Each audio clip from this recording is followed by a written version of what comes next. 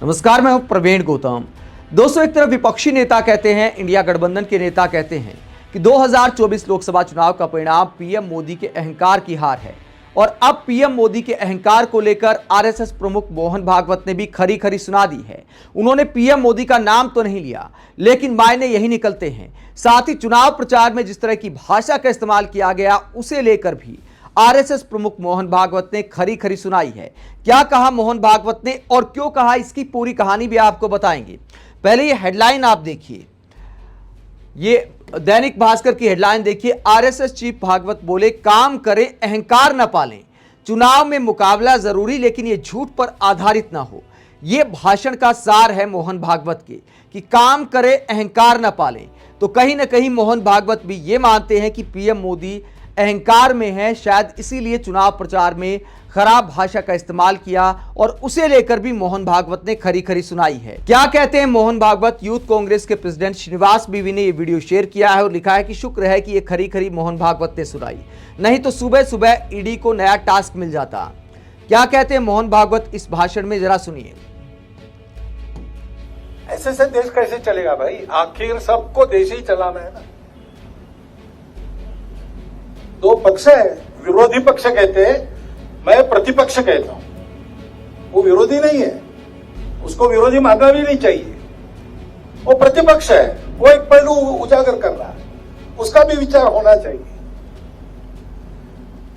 ऐसा जब चलना है तो चुनाव लड़ने में भी एक मर्यादा होती है। उस मर्यादा का पालन नहीं हुआ,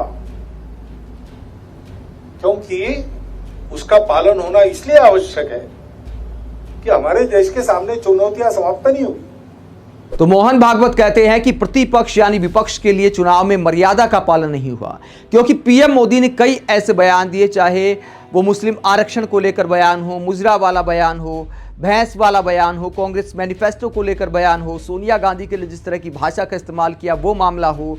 तमाम ऐसे बयान दिए पीएम मोदी ने जो चुनाव की मर्यादा का उल्लंघन दिखाई देता है। चुनाव आचार संहिता का भी उल्लंघन था, लेकिन चुनाव आयोग ने कोई एक्शन नहीं लिया। अब आरएसएस प्रमुख मोहन भागवत आखिरकार पीएम मोदी को इशारों में क्यों सुना रहे हैं? इसलिए सुना रहे हैं क्योंकि चुनाव के दौरान जेपी नड्डा का एक बयान आया था कि अब हमारा काम बिना आरएसएस के भी चल सकता है।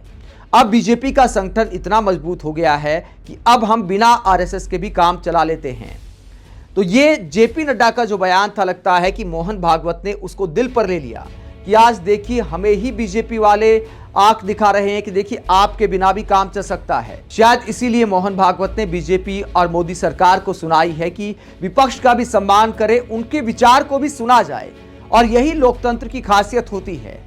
तो मोहन भागवत मोदी सरकार को, बीजेपी को लोकतंत्र का पाठ पढ़ा रहे हैं। लेकिन दोस्तों, हकीकत यह है कि समय समय पर एकाध ऐसा बयान दे दिया जाता है, उसका कोई ज़्यादा मायने निकालने वाली बात नहीं है कि मोहन भागवत कुछ मोदी सरकार से बहुत ज़्यादा नाराज़ हो जाएंगे, ऐसा इसमें नहीं माना जा सकता। मामला बस इतना है कि थोड़ी सम्मान को ठेस पहुंची है, क्योंकि जेपी नड्डा ने बोल दिया था कि अब आरएसएस की कोई खास ज़रूरत नहीं है।